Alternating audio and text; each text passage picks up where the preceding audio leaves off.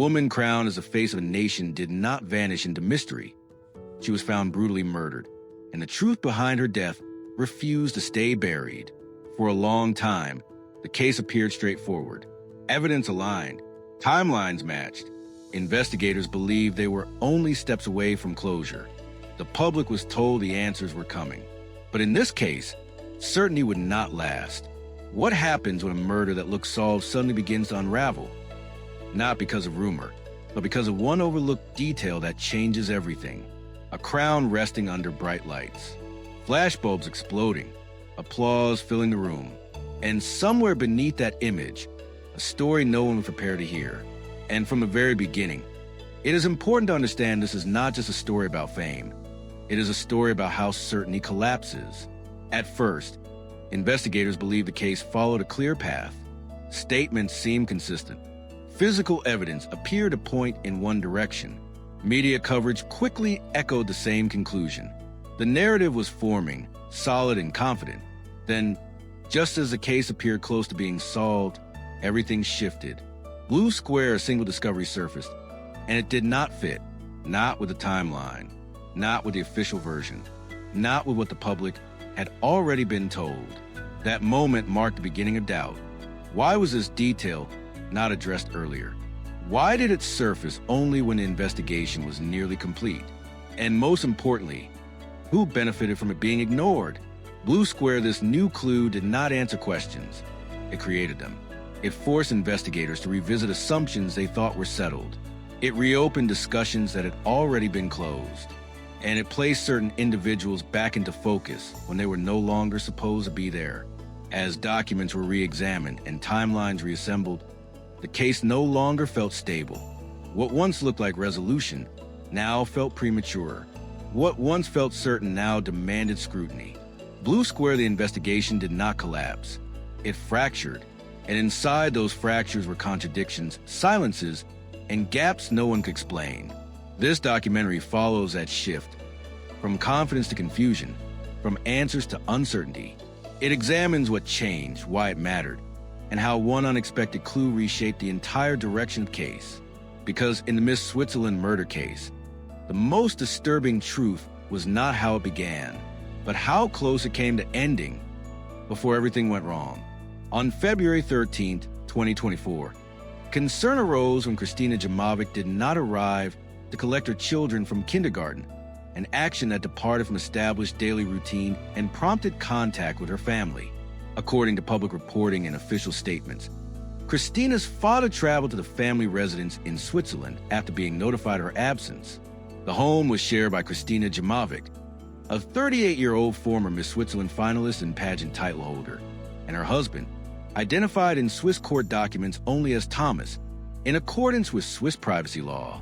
Upon arrival, Christina's husband stated that he did not know where she was and offered no explanation for her absence. While inside the residence and before law enforcement had been contacted, Christina's father searched the property independently. Investigative records later described his movement through the house as methodical, driven by concern rather than instruction. In the basement laundry room, a space characterized in subsequent filings as isolated and bunker-like, he observed a large black refuse bag. Visible from the opening of the bag was what appeared to be blonde hair. When the bag was opened, the severed head of Christina Jamovic was discovered inside. Police were notified immediately and arrived to secure the scene. The residence was formally designated an active crime scene, and investigators assumed control of all areas of the home, with particular focus on the basement. Christina's husband was taken into custody for questioning in connection with her death. The discovery shifted the matter from a missing person concern to a homicide investigation within hours. The condition of the remains, as documented in early investigative summaries, indicated that significant post-mortem alteration had occurred, complicating immediate determinations regarding cause and manner of death. Additional remains were subsequently located within the residence, though their state limited initial forensic assessment. Authorities noted that extensive pathology and toxicology examinations would be required before formal conclusions could be reached. From the outset, investigators recorded that the circumstances of discovery were atypical, including the involvement of a parent as the individual who located the remains. This fact, combined with a domestic setting and the absence of an initial emergency report, established a complex investigative framework that would require prolonged examination and careful evidentiary handling. In the hours following the discovery, investigators began assembling an initial narrative based on preliminary statements and observable circumstances.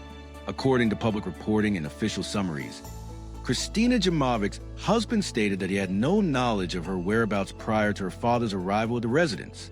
This account was recorded as part of the initial inquiry and treated as provisional, pending verification through forensic review and corroborating evidence. At that stage, no formal accusation had been made, and investigators focused on establishing basic facts rather than assigning culpability. As questioning continued, the narrative presented by the husband evolved. He later asserted that an altercation had occurred inside the home and that Christina Jamovic had attacked him with a knife, resulting in her death during what he described as an act of self-defense. This revised statement represented a significant departure from his earlier claim of ignorance regarding her disappearance. Investigators documented the change carefully, noting the timing and context in which the new explanation was offered. Under Swiss legal standards, claims of self-defense require consistency and independent evidentiary support, neither of which had yet been established. Law enforcement officials compared the shifting statements against the physical condition of the scene and the known circumstances of discovery. Early observations did not reveal indications of a struggle consistent with the account provided, though investigators emphasized that initial scene impressions are not determinative. The shared domestic environment introduced additional complexity, as the presence of both parties' DNA and personal effects was expected and not, on its own, probative. As the early narrative circulated through official briefings and media reporting, authorities remained cautious in their language. The evolving account was characterized as unverified and subject to change as forensic results became available. Investigators noted that such narrative shifts are documented for later credibility assessment rather than resolved at the investigative stage. By the end of the initial phase, a provisional framework had formed, a domestic setting, a deceased spouse, and a surviving partner offering inconsistent explanations. However, officials emphasized that this framework was not a conclusion. Establishing a reliable timeline became a central challenge once the investigation shifted from discovery to reconstruction. Christina Jamovic's failure to collect her children from kindergarten on February 13, 2024, served as the first fixed temporal indicator that something had gone wrong, according to public reporting and investigative summaries. This deviation from routine prompted the initial welfare concern and ultimately led to discovery at the residence. Beyond that point, however, determining the precise sequence of events proved difficult. Investigators attempted to reconstruct the hours preceding and following Christina Jamovic's last known expected activity by examining household routines, statements provided by her husband, and available external reference points. No verified sightings of Christina outside the home were documented after the relevant mourning period. This absence limited the ability to anchor her movements to specific times or locations beyond the residence itself. Authorities noted that in cases involving shared domestic spaces, timelines often rely heavily on corroboration rather than direct observation. The suspect's statements regarding his own movements during the same period introduced further uncertainty. Account provided during early questioning did not initially align with inferred time windows derived from family routines and institutional schedules. While discrepancies were noted, investigators emphasized that inconsistency alone does not establish intent or culpability. Each statement was recorded and preserved for later comparison against physical and digital evidence. Forensic limitations compounded the problem. Due to the condition of the remains and extensive post-mortem alteration, pathologists were unable to determine a precise time of death. Estimates were provided within broad ranges, reflecting acknowledged margins of error. Official forensic statements noted that decomposition and subsequent interference prevented narrowing the window with certainty. As a result, the timeline remained partially constructed rather than complete. Investigators could reasonably exclude the involvement of unknown third parties based on the available information, but they could not definitively sequence the critical events within the home. This unresolved temporal framework would persist throughout the investigation, influencing evidentiary interpretation and reinforcing the need for corroboration beyond chronological inference alone. As the investigation progressed beyond the initial discovery phase, attention increasingly turned to consistency and evolution of statements provided by Christina Jamovic's husband, according to public reporting and official summaries. His earliest account asserted a lack of knowledge regarding Christina's whereabouts prior to her father's arrival at the residence. This statement was formally documented during preliminary questioning and treated as a baseline against which later explanations would be measured. At that stage, investigators emphasized fact-gathering rather than confrontation. Subsequent interviews produced a materially different account. The husband stated that an altercation had occurred inside the home and that Christina Jamovic had attacked him with a knife, leading to her death in what he characterized as self-defense. Investigators recorded the revised statement in full, noting both its content and the point in the inquiry at which it was introduced. Under Swiss legal standards, self-defense claims require a demonstrable and proportionate response to an immediate threat, supported by physical evidence or corroborating testimony. Law enforcement officials compared the shifting statements against a developing evidentiary record. Early scene observations and preliminary forensic indicators did not immediately substantiate the presence of an active assault by the victim at the time of death. However, investigators cautioned that absence of immediate corroboration does not, in isolation, disprove a claim. The shared domestic setting required careful differentiation between expected environmental traces and indicators of violent struggle. Investigative files reflect that the changes in narrative were preserved without inference regarding motive. Prosecutors later noted that evolving accounts are not uncommon in domestic homicide investigations and are assessed through cumulative analysis rather than isolated contradiction. Each version was retained for later credibility evaluation, particularly in relation to forensic findings and reconstructed timelines. By this stage, the inquiry had not reached a definitive conclusion regarding intent or sequence. The shifting statements did not resolve the case, but instead introduced additional questions that required verification through independent evidence. As a result, investigators deferred judgment, allowing the evidentiary process, rather than testimonial consistency alone, to guide subsequent legal determinations.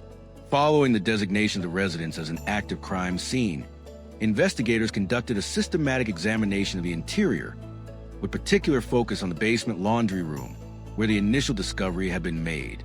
According to official summaries and later court references, this area was physically separated from the main living spaces and described as enclosed and isolated, a characteristic that affected both sound transmission and visibility within the home. The location of the remains in this room immediately elevated its evidentiary significance. Crime scene documentation identified multiple tools within or near the basement area that were later referenced in judicial findings, including a jigsaw, a knife, and garden shears. These items were cataloged and preserved for forensic analysis. Investigators noted that the presence of such tools in a domestic environment is not inherently incriminating. However, their proximity to the remains required further examination. The arrangement of the space suggested post-mortem activity rather than a spontaneous incident, though officials avoided definitive characterization at this stage. Blood traces and biological material were observed within the basement, but their distribution required cautious interpretation. Investigators emphasized that domestic settings often contain overlapping traces from routine activity, complicating efforts to distinguish between background presence and evidence directly related to a criminal act. The condition of the remains indicated significant post-mortem alteration, limiting the ability to reconstruct precise movements or sequences within the room. The remainder of the residence was examined to determine whether indicators of violence extended beyond the basement. No immediate signs of forced entry were documented, and no disturbance consistent with a prolonged struggle was conclusively identified in the primary living areas. These observations were recorded as neutral findings rather than exculpatory or inculpatory conclusions. Investigators also documented the absence of an initial emergency report originating from within the home. This procedural detail was noted without inference, as timing and reporting behavior can vary widely in domestic incidents. By the conclusion of the scene examination, authorities characterized the residence as evidentially complex, requiring integration of physical findings with forensic analysis and testimonial review rather than reliance on scene appearance alone.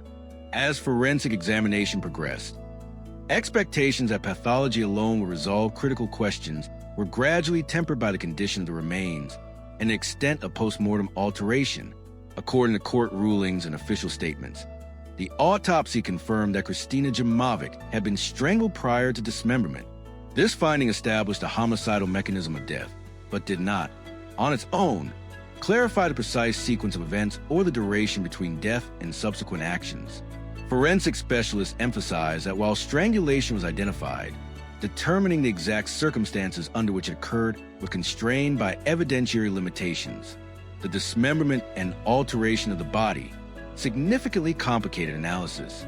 Investigative summaries noted that several tissue samples were degraded, limiting their diagnostic value.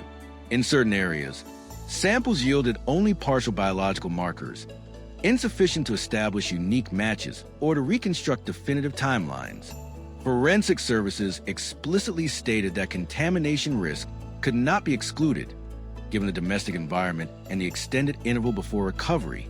As a result, conclusions were framed cautiously and qualified in formal reporting.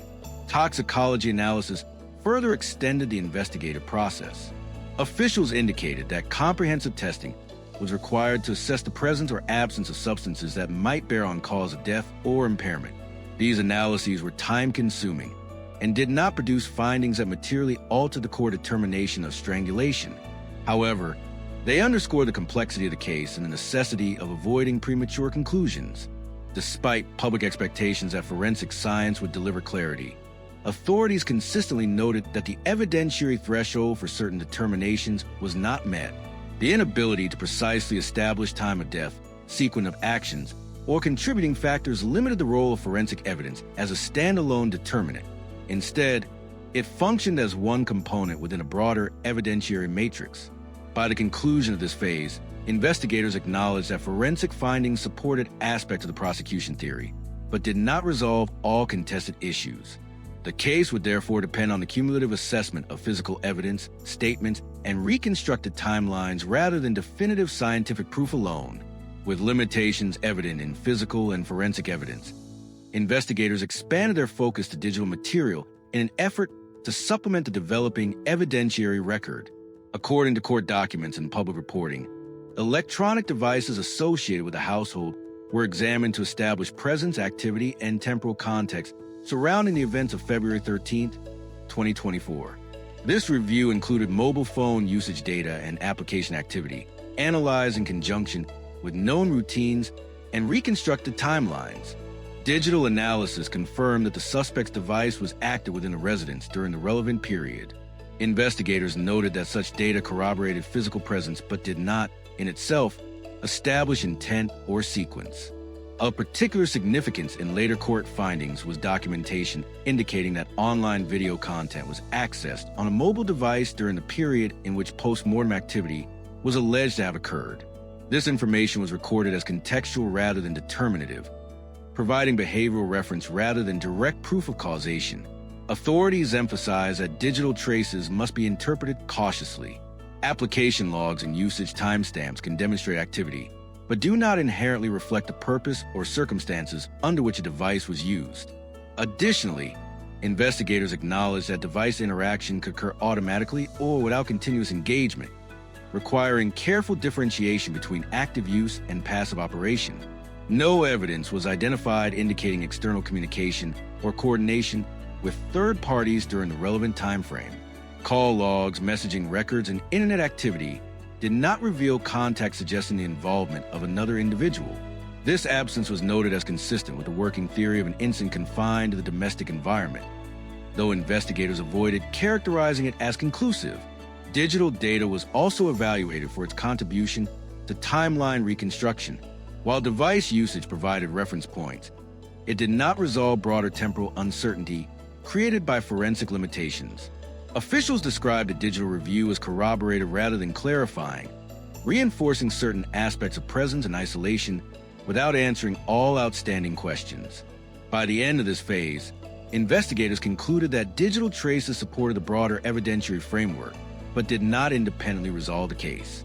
Instead, they functioned as supplementary material, to be weighed alongside physical findings and testimonial evidence during subsequent legal proceedings. As the investigation advanced and evidentiary review continued, law enforcement formally narrowed its focus to Christina Jamovic's husband. This shift did not occur abruptly, but followed a cumulative assessment of available information, including the domestic context, reconstructed timelines, and the absence of credible indicators pointing to third-party involvement. Investigators emphasized in official summaries that such focus reflected standard investigative procedure rather than a predetermined conclusion. The shared residence placed the husband in proximity to the victim during the relevant period, a factor routinely considered in domestic homicide inquiries. Statements provided by the suspect, which had evolved over time, were preserved for comparison against forensic and digital findings. While inconsistency alone was not treated as proof of culpability, it contributed to the decision to prioritize further examination of his actions and explanations. Authorities noted that no verified alibi placing him outside the home during the critical window had been established. Investigators also considered the lack of forced entry or disturbance, suggesting intrusion by an unknown party. Environmental assessments supported the inference that the events leading to Christina Jamovic's death occurred within the home. Digital review did not reveal external communications indicating coordination with others. These factors collectively reduced the plausibility of alternative suspects without eliminating the need for continued verification. The suspect was taken into custody shortly after discovery, initially for questioning, and remained under investigation as forensic and psychiatric assessments were conducted. Prosecutors later indicated that prolonged detention reflected the gravity of the allegations and the need to preserve the integrity of the inquiry rather than an early determination of guilt. At this stage, investigative focus was characterized as evidentiary concentration rather than formal accusation. Authorities reiterated that the designation of primary suspect is a procedural step, subject to revision should new evidence emerge. Nevertheless, by this point in the inquiry, the direction of the investigation had become clear, centered on the individual most closely connected to both the victim and the circumstances of her death. As the investigation progressed and its focus narrowed, certain potential evidentiary avenues were documented as explored only to a limited extent or deprioritized altogether, according to official summaries and public reporting.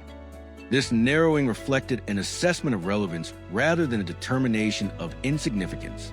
Investigators noted that in complex domestic homicide cases, the scope of inquiry is continuously refined as findings accumulate and probabilities shift. Broader social and professional inquiries into Christina Jamovic's life outside the home were conducted at a preliminary level. No information emerged indicating threats, disputes, or associations that would suggest involvement by an external party. As a result, these lines of inquiry were not expanded further. Authorities emphasized that the absence of indicators, rather than investigative oversight, guided this decision. Similarly, no credible reports of suspicious activity in the vicinity of the residence during the relevant time frame were substantiated through canvassing or review. Certain forensic possibilities were also constrained by practical limitations. The condition of the remains restricted the utility of additional comparative testing beyond what had already been conducted. Investigative records indicate that further sampling was considered unlikely to yield probative results, given degradation and contamination risk already identified by forensic services. As such, extended testing beyond established protocols was not pursued. Digital inquiries beyond household devices were likewise limited. With no evidence of external communication, coordination, or travel, authorities did not expand the digital scope to peripheral contacts or unrelated networks. This decision was framed as proportional to the evidentiary yield rather than exhaustive omission. Investigators documented these boundaries explicitly, acknowledging that every investigation involves choices regarding allocation of time and resources. The absence of pursued evidence did not imply concealment or disregard, but reflected a judgment that additional inquiry would not materially alter the evidentiary picture as it stood. Nevertheless, these documented limits would later contribute to public discussion, as unresolved questions often persist in cases where conclusions are drawn from cumulative inference rather than singular, definitive proof. On December 10, 2024, the public prosecutor's office announced that it had concluded the formal investigation into the death of Christina Jamovic and had filed criminal charges against her husband.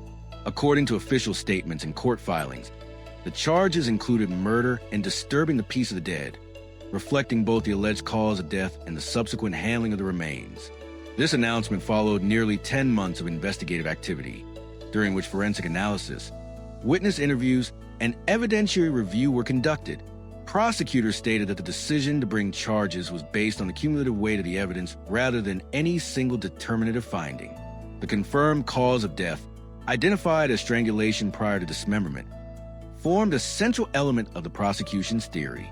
Additional factors cited included the domestic setting, the reconstructed timeline, excluding third-party involvement, and the absence of corroboration for the suspect's self-defense claim.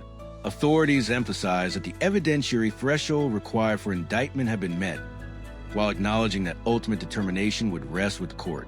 Court documents reference the manner in which the remains were altered after death, framing this conduct as legally significant and distinct from the act of killing itself. The charge of disturbing the peace of the dead addressed this aspect separately, consistent with Swiss criminal statutes. Prosecutors avoided detailed commentary on motive, noting that motive is not a required element for charging under applicable law. Officials also addressed the duration of the investigation, citing the complexity of forensic examinations and the necessity of comprehensive review before formal action. The extended timeline was characterized as procedural rather than exceptional, particularly given the condition of the remains and the need for toxicological and pathological confirmation. While the announcement marked a procedural milestone, authorities stressed that it did not constitute a verdict. The accused was formally charged but remained entitled to presumption of innocence. With the filing of charges, the case transitioned from investigative phase to judicial process, moving toward adjudication while remaining subject to evidentiary challenge and legal scrutiny. Following the announcement of formal charges, public attention to the case intensified, accompanied by increasing scrutiny of the investigation and its conclusions. Media reporting, drawing on court filings and official statements, revisited the timeline, the evolving accounts provided by the accused, and the extended period between arrest and indictment. While prosecutors framed the delay as a function of forensic complexity, public discussion frequently interpreted it as an indication of unresolved uncertainty rather than procedural necessity. Observers questioned whether the evidentiary record, as publicly described, fully accounted for the inconsistencies noted earlier in the inquiry. Particular focus was placed on the changing statements offered by the accused and the absence of independent eyewitness testimony. Commentators emphasized that, in the absence of a complete forensic reconstruction, the case appeared to rely heavily on circumstantial inference. Authorities responded by reiterating that circumstantial evidence, when cumulative and coherent, can meet legal thresholds for prosecution. The role of forensic limitations also became a subject of debate. Public summaries acknowledged that degraded samples and post-mortem alteration restricted the precision of scientific findings. This acknowledgement, while transparent, contributed to skepticism among those who equated forensic uncertainty with evidentiary weakness. Legal analysts noted, however, that such limitations are not uncommon in cases involving extensive interference with remains. Discussion also extended to investigative scope. Questions were raised regarding potential avenues not pursued, including broader social inquiries and alternative scenarios. Officials maintained that these avenues were assessed and deprioritized based on relevance rather than omission. Nonetheless, the perception of constrained inquiry persisted in public discourse. Despite these doubts, no substantive evidence contradicting the prosecution's theory emerged through public reporting. The case thus occupied an ambiguous space, formally advanced yet informally contested. Public doubt did not alter the legal status of the proceedings, but it underscored the distinction between procedural sufficiency and public confidence. As the matter moved toward judicial review, uncertainty continued to shape external perception, even as the case advanced within the established legal framework. After the filing of formal charges, the progression of the case entered a period characterized by procedural delay rather than investigative activity. According to public reporting and court records, pre-trial proceedings extended as judicial authorities addressed evidentiary motions, forensic documentation, and assessments related to the accused's mental and physical condition. These steps, while routine and complex homicide cases contributed to a perception that momentum had slowed following the prosecutor's announcement. Judicial filings indicated that additional time was required to review forensic reports in their entirety, including pathology and toxicology documentation that had formed the basis of the charging decision. Although the core findings had already been disclosed, the defense was entitled to examine underlying data and methodologies. This process, governed by procedural safeguards, unfolded over months rather than weeks. Authorities emphasize that such review is integral to ensuring that evidentiary standards are met before trial. Psychiatric and competency evaluations were also referenced in court materials. Given the nature of the allegations and observations cited in judicial assessments, evaluative procedures were undertaken to determine the accused's fitness to participate in proceedings. Officials did not characterize these evaluations as exceptional, but noted that they were necessary to preserve the integrity of the process. No findings from these assessments were publicly released at that stage. During this period, no additional charges were filed, and no substantial new evidence was introduced into the public record. The case remained legally active but procedurally static, advancing through administrative stages rather than substantive hearings. Court calendars reflected adjournments and scheduling conferences rather than evidentiary presentation. As time passed, the absence of visible progress reinforced the sense that the case had entered a holding pattern. While the legal framework continued to operate as designed, the lack of public milestones underscored the distance between formal resolution and final adjudication. The matter remained pending, defined less by new developments than by the structured pace of judicial review. With formal charges filed and the investigative phase concluded, the case of Christina Jamovic exists in a state defined more by documentation than by resolution. Prosecutorial filings outline a coherent theory supported by cumulative evidence, including forensic findings, reconstructed timelines, and the absence of credible alternative suspects.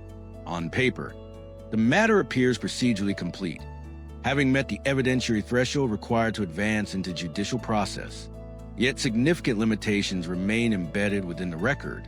Forensic analysis, while establishing strangulation as a cause of death, could not reconstruct every aspect of sequence or timing due to postmortem alteration and sample degradation. Statements central to the case evolved over time, creating a reliance on comparative credibility rather than singular, definitive proof. Digital traces and scene examination reinforced presence in isolation, but did not independently resolve all contested points. As the case advances through judicial review, its status remains unsettled. No verdict has been rendered, and no trial outcome has yet tested the prosecution's conclusions against adversarial scrutiny. The presumption of innocence persists as required by law, alongside a formal narrative that remains subject to challenge. Without a final adjudication, the case remains unresolved in substantive terms. It is resolved on paper through charges and filings, but the broader questions surrounding sequence, intent, and complete factual clarity persist. In the absence of definitive physical reconstruction or judicial determination, the matter is likely to remain unsettled, defined by probability rather than certainty, and shaped by records rather than closure.